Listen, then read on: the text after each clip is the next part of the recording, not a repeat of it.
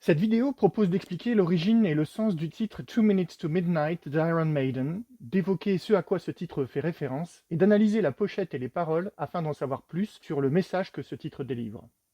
Two Minutes to Midnight est un célèbre titre du groupe de heavy metal britannique Iron Maiden. C'est le premier single extrait du 5e album Power Slave et le deuxième morceau de la face A de cet album, juste après Aces High. Il est sorti en tant que 10e single du groupe le 6 août 1984 et a atteint la 11e place dans le UK Singles Chart et le numéro 25 sur Billboard Top Album Tracks. Ce titre a été écrit par Adrian Smith, qui a composé le fameux riff d'intro de guitare, et par Bruce Dickinson, qui signe les paroles. Ce single est sorti avec des éditions différentes selon les pays et les continents, bien sûr en 45 tours avec ici le dos de la pochette faisant figurer les dates de la tournée en France lors du World Slavery Tour, mais également en maxi-single édition française ou édition britannique, ainsi qu'en picture disc, et il existe également une version japonaise que voici. Que ce soit d'après la pochette ou les paroles, il est clair que ce titre fait référence à la guerre, et notamment au fait que l'on soit désormais habitué aux horreurs qui sont ou qui ont été perpétuées. Je vais y revenir plus tard avec une analyse détaillée de la pochette et des paroles. Quant au clip, c'est le premier du groupe avec une trame narrative qui raconte une histoire, entre guillemets. En effet, on y voit des vendeurs d'armes, des trafiquants d'armes, des voyous, des prostituées et un grand nombre de références à l'album Power Slave, dont est issu le titre, comme par exemple les messages codés en hiéroglyphes et la tête de bélier qui apparaît sous plusieurs formes, et notamment au bout de l'aiguille de l'horloge de la fin du monde. Ce qui est intéressant avec Two Minutes to Midnight, c'est que cette chanson fait référence justement à l'horloge du jugement dernier, également appelée horloge de la fin du monde. Horloge symbolique créée par le Bulletin of the Atomic Scientists, une publication scientifique qui vise à vulgariser, au sens noble du terme, c'est-à-dire à diffuser auprès du public non scientifique, des informations relatives aux technologies potentiellement dangereuses pour l'humanité.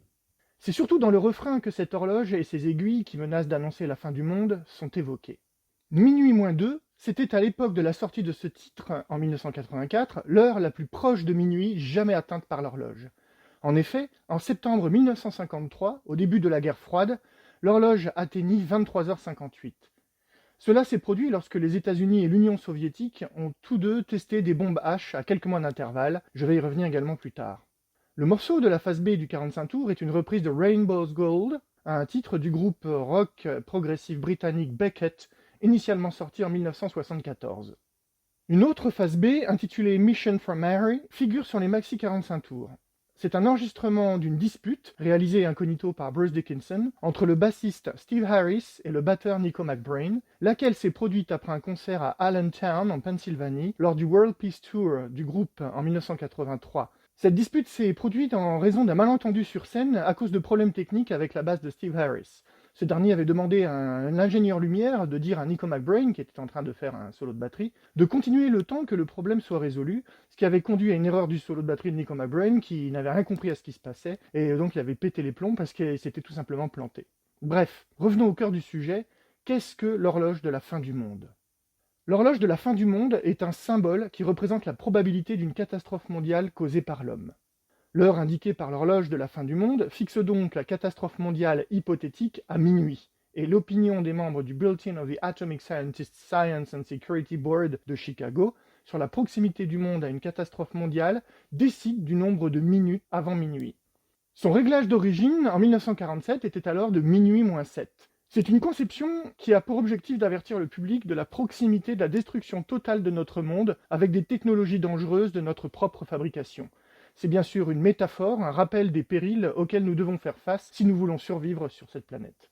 Cette idée est née de l'emploi de deux bombes A par l'armée américaine durant la Seconde Guerre mondiale, baptisées respectivement Little Boy, à l'uranium, sur Hiroshima le 6 août 1945, et Fat Man, au plutonium, sur Nagasaki 3 jours plus tard, le 9 août 1945.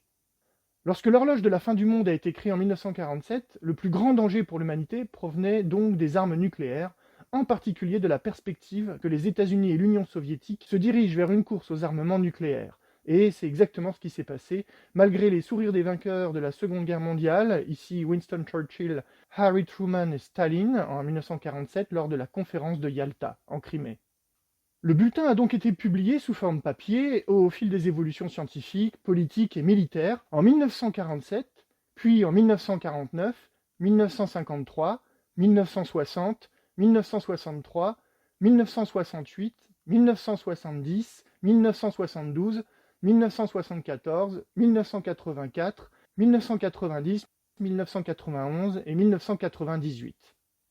Le bulletin est désormais publié sur Internet et depuis 2007, les membres du bulletin prennent non seulement en compte les risques nucléaires, mais également les perturbations catastrophiques possibles dues au changement climatique ainsi que les technologies perturbatrices lors de leur délibération. Aujourd'hui, le risque lié à la pandémie de Covid-19 est également pris en considération et nous sommes désormais à 100 secondes de la fin du monde, autrement dit, à l'horloge de la fin du monde, il est 23h58 et 30 secondes. Alors, qui a créé cette fameuse horloge de la fin du monde? Eh bien, le co-éditeur du bulletin et physicien américain Hyman Goldsmith a demandé à l'artiste Myrtle Langsdorff, dont le mari Alexander Langsdorff, également physicien, travaillait sur le projet Manhattan alors qu'il était à l'université de Chicago, de proposer un design pour la couverture de l'édition de juin 1947 du Bulletin of the Atomic Scientists. Au début, l'artiste a envisagé d'utiliser le symbole de l'uranium. Mais alors qu'elle écoutait les scientifiques qui avaient travaillé sur la bombe, alors qu'ils débattaient avec passion des conséquences de la nouvelle technologie et de leur responsabilité d'informer le public, elle ressentit leur sentiment d'urgence, et elle a donc esquissé une horloge pour suggérer qu'il ne nous restait plus beaucoup de temps pour maîtriser les armes atomiques.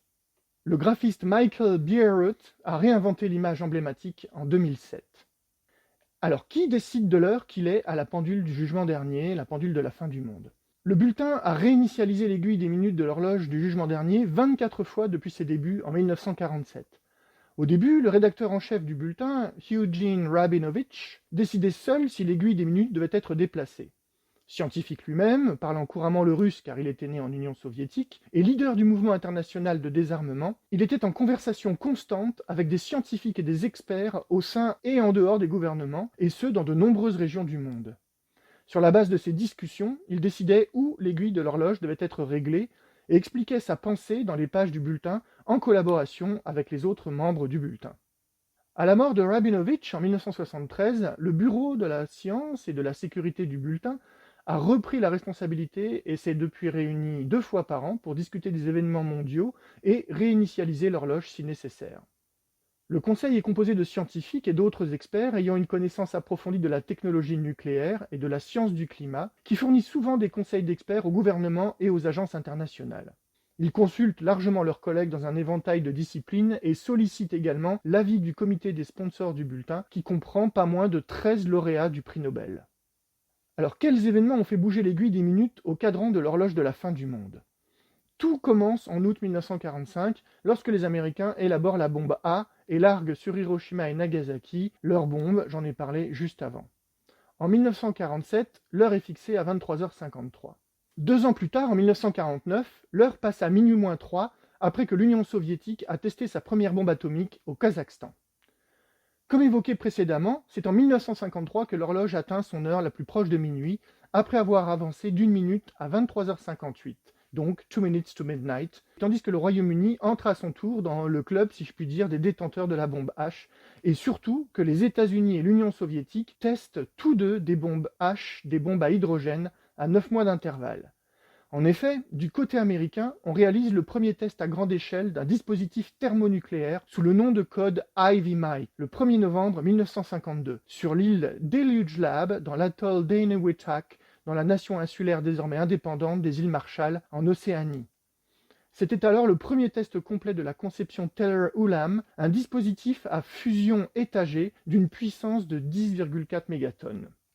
Du côté de l'Union soviétique, la bombe à hydrogène RDS-6S, surnommée Layer Cake, d'une puissance de 400 kilotonnes, a été testée le 12 août 1953 en Sibérie centrale sous le nom de code Sloika, qui veut dire gâteau à étage. En effet, elle consistait en une alternance de couches d'hydrogène et d'uranium, et bien qu'elle ne soit pas aussi puissante que la bombe américaine testée 9 mois plus tôt, elle avait un avantage clé, c'était une arme utilisable, assez petite, pour être larguée depuis un avion. Un peu plus tard, en 1960, l'aiguille des minutes est reculée à minuit moins 7, reflétant une compréhension publique des dangers des armes nucléaires, malgré les premiers essais nucléaires français en Algérie. En 1963, un nouveau recul de 5 minutes, l'heure est fixée à minuit moins 12, lorsque les États-Unis et l'Union soviétique signent un traité d'interdiction partielle des essais. En 1968, on avance cette fois de 5 minutes à minuit moins 7, après une période de guerre soutenue au Moyen-Orient et au Vietnam, et l'acquisition d'armes nucléaires par la Chine et Israël. En 1969, l'heure recule à minuit moins 10, après la ratification du traité de non-prolifération nucléaire. Et recule à nouveau en 1972 à 23h48 après la signature des traités sur la limitation des armements stratégiques, appelés the SALT, et les missiles antibalistiques, the ABM. En 1974, l'heure avance à 23h51 alors que l'Inde teste à son tour une arme nucléaire.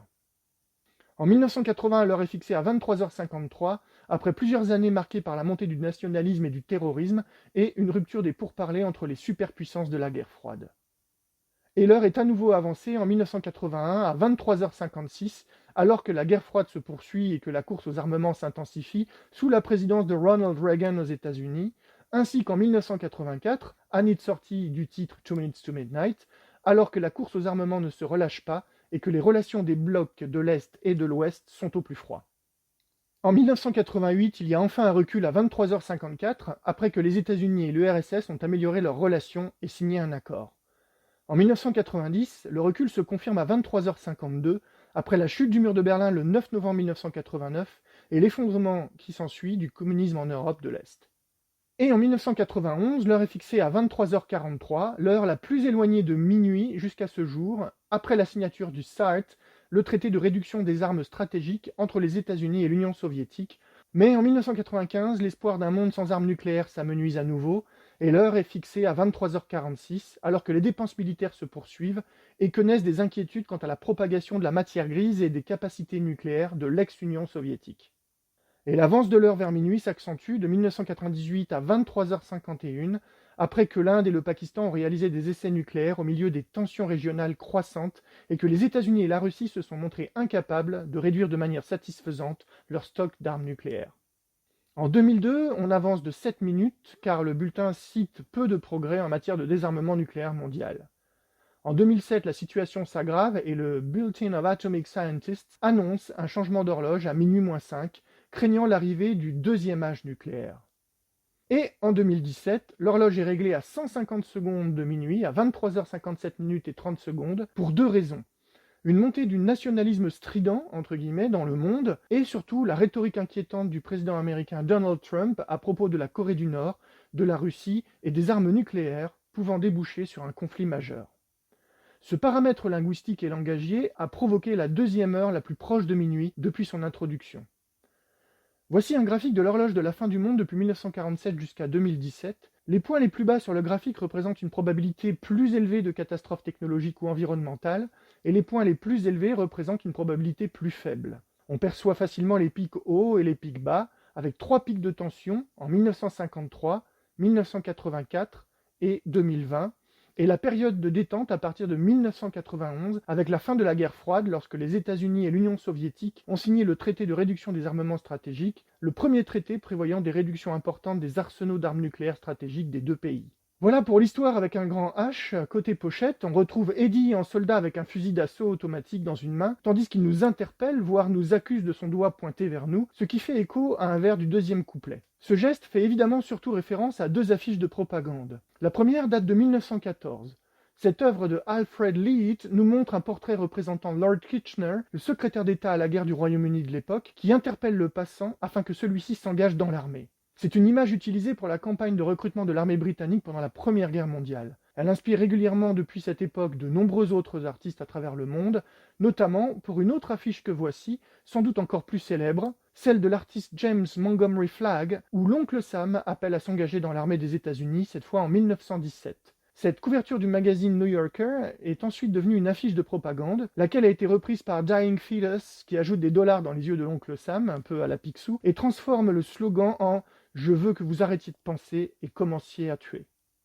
Derek Riggs, qui signe cette superbe pochette, reprend ce geste et prend soin une nouvelle fois d'introduire une certaine subjectivité, en faisant en sorte qu'Eddie non seulement nous fixe du regard, et c'est toujours le cas d'ailleurs, mais ici en plus pointe son doigt accusateur vers nous. On ne peut manquer en arrière-plan le champignon atomique qui ressemble étrangement à celui du tout premier essai nucléaire français qui a eu lieu le 2 juillet 1966 dans l'atoll de Mururoa en Polynésie française. De même, il paraît évident que la dévastation évoque la ville d'Hiroshima au Japon juste après l'explosion du 6 août 1945. On peut voir effectivement certains points communs sur ces photos couleurs. En ce qui concerne les drapeaux, on peut à juste titre identifier des nations disposant de l'arme nucléaire, comme l'URSS, sachant que les soviétiques commencèrent à expérimenter la technologie nucléaire en 1943 et testèrent la première fois une arme nucléaire en août 1949. Le Royaume-Uni, premier essai d'une bombe à fusion thermonucléaire, donc bombe H, a eu lieu sous le nom de code Opération Grapple le 15 mai 1957. Les États-Unis, qui réalisent leur premier essai d'une bombe atomique à fission, donc bombe A, sous le nom de code Trinity, le 16 juillet 1945, un mois avant Hiroshima et Nagasaki. Et enfin Israël, qui dispose de l'arme nucléaire sans avoir signé le traité sur la non-prolifération des armes nucléaires. On peut également reconnaître le drapeau de Cuba, qui évoque la crise des missiles de Cuba en octobre 1962, qui a opposé les États-Unis et l'Union soviétique au sujet de supposés missiles nucléaires soviétiques pointés en direction du territoire des États-Unis. Cette crise a mené les deux blocs au bord de la guerre nucléaire tout au long des années 80. Ensuite, le drapeau de l'Argentine, qui évoque la guerre des Malouines, les Falklands en anglais, un conflit opposant l'Argentine au Royaume-Uni, qui débute en avril 1982 avec le débarquement de l'armée argentine et qui se conclut sur une victoire britannique 2 mois plus tard.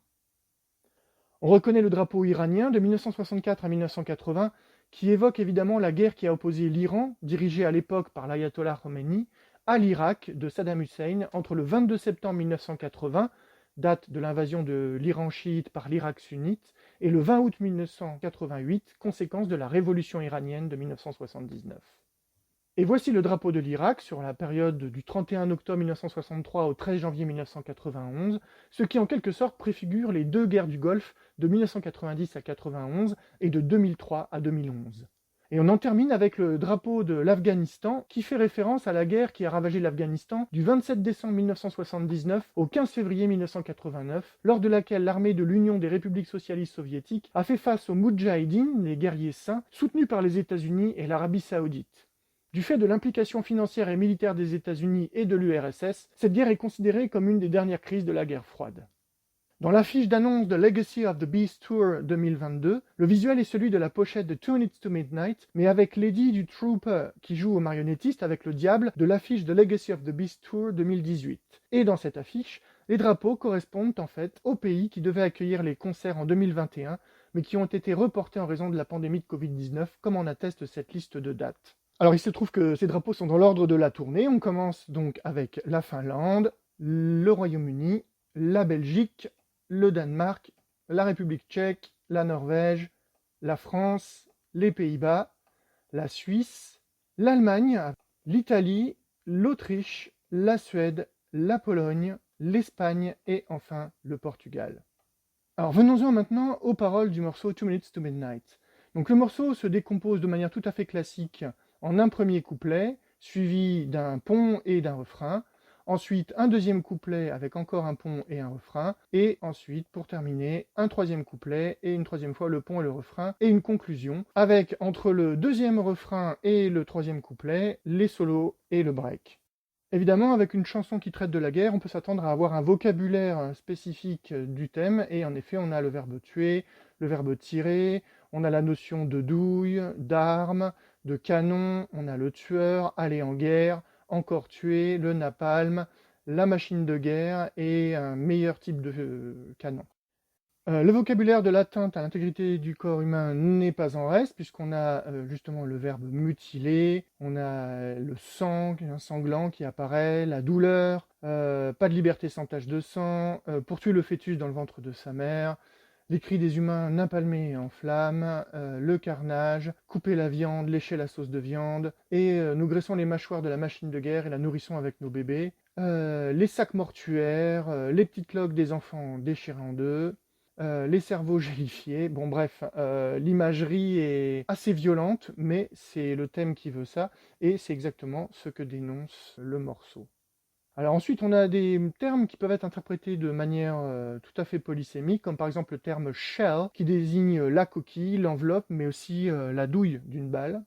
Donc il y a ces sujets à interprétation, évidemment. Barrel, qui veut dire à la fois un baril, mais également le canon d'une arme. Et the hands, qui veut dire bien évidemment les mains, mais là, en l'occurrence, c'est rapproché de l'horloge de la fin du monde, donc ça veut dire les aiguilles.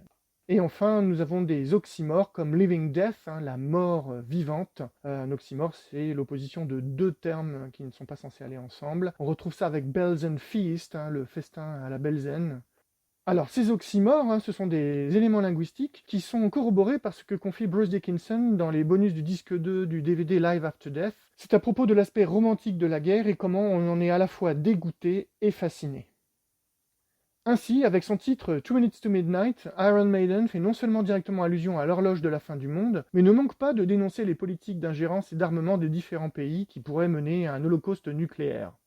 Alors pour finir, il y a à mon sens 3 éléments dans les paroles qui méritent qu'on s'y intéresse plus particulièrement. Premièrement, il y a la mention de Loi d'or, Loi au plumage d'or, qui est le titre d'un conte de Grimm, qui met en scène 3 frères, dont le plus jeune, nommé Benet, Bêta ou Simplet selon les versions, rencontre un vieillard qui lui indique un arbre à abattre, sous les racines duquel se cache une noix au plumage d'or, en récompense pour avoir partagé son maigre repas avec lui. Mais ce qu'il ne sait pas, c'est que quiconque touche l'oiseau aux plumes dorées ne peut plus s'en détacher. Et c'est ainsi que Benet finit par être suivi par 7 personnages, les 3 filles d'un aubergiste, le curé, le fossoyeur et 2 ouvriers, tous et toutes pris au piège du sortilège. Et cela est sans doute la métaphore de la punition de l'appât du gain et de la bêtise humaine. On peut penser que ça évoque par exemple le jeu des alliances menant à l'enchaînement des pays entrant en guerre, notamment lors des 2 guerres mondiales, et par ailleurs le fait que de nombreux pays ont emboîté le pas aux États-Unis pour s'équiper de l'arme atomique et s'engager dans une course folle de dissuasion qui risque tout de même de mal finir un jour et mettre un point final à l'humanité.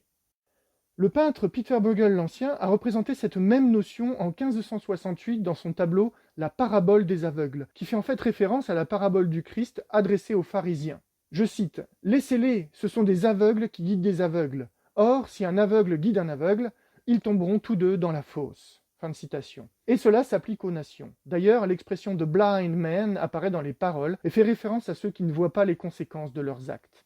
Le deuxième élément intéressant dans les paroles, c'est la mention du camp de Belsen dans l'oxymore Belsen Feast, également appelé Bergen-Belsen. Par ce nom, il est fait référence à l'Holocauste par le biais de ce camp de concentration nazi situé dans le sud-ouest de la ville de Bergen, près de la localité de Belsen, en Basse-Saxe, en Allemagne. Ce camp fut ouvert en 1940 pour interner les prisonniers de guerre français et belges, mais a accueilli à partir de l'été 1941 plus de 20 000 prisonniers soviétiques et de nombreux juifs, notamment provenant du camp de Drancy en France. Plus de 70 000 personnes sont mortes dans ce camp, dont Anne Frank, et ces personnes sont mortes exterminées ou mortes de faim, de froid, de maladie, ce qui vaudra aux Britanniques de brûler le camp après sa libération le 21 mai 1945 en raison d'une épidémie de typhus. Les conditions dans ce camp étaient telles que, d'après des témoins survivants, le cannibalisme y était courant. C'est justement ce qu'évoque le terme feast, festin, très ironiquement, et de manière tout à fait gore, ainsi que les vers du couplet suivant où on voit couper la viande et lécher la sauce. Cet élément est intéressant dans le sens où la guerre, ce n'est pas seulement des armes, de la technologie, mais c'est surtout des horreurs perpétrées volontairement par les humains contre d'autres humains, et auxquelles, malheureusement, on s'habitue au fil des journaux télévisés, a fortiori aujourd'hui avec les chaînes d'infos en continu, d'où la référence au prime time, à l'heure de grande écoute. Troisièmement, la notion de chair à canon, entre guillemets, qui apparaît dans la métaphore de la machine de guerre qui se nourrit de nos bébés, à la fin du deuxième couplet. Ce qui peut être mis en parallèle du vers To the tune of starving millions to make a better kind of gun, et sur l'air de millions d'affamés pour fabriquer un meilleur modèle d'arme à feu. Ces éléments rapprochés rappellent Nous autres, le roman contre-utopique de l'ingénieur et auteur russe Eugène Zamyatin, publié en 1920, qui a inspiré George Orwell pour son roman 1984, dans lequel un État totalitaire unique qui prétend régir toutes les activités humaines et faire le bonheur des gens, au détriment de leur liberté individuelle, focalise toutes les énergies sur la conception et la construction de l'intégrale, une machine mi-vaisseau spatial, mi-arme de destruction massive, et au détriment des besoins de base des humains et de leur bonheur, bien sûr. Voilà, je vais m'arrêter là pour ce titre 2 Minutes to Midnight avec lequel Iron Maiden nous interpelle sur notre passivité, notre acceptation aveugle des horreurs quotidiennes financées sur notre dos et dont le but est le pouvoir, l'argent, la domination au prix de millions de morts, de blessés, de malades et d'affamés. C'est pas gai, mais c'est notre pain quotidien et il semble qu'il nous incombe la responsabilité de tenter de mettre un terme à cet ordre mondial, ou au moins à le limiter. Donc d'après la philosophie de Bruce Dickinson et plus largement d'Iron Maiden, l'individu compte plus que tout, sa motivation, sa détermination, son pouvoir. Donc voilà, si on veut faire quelque chose, c'est à nous de nous y mettre.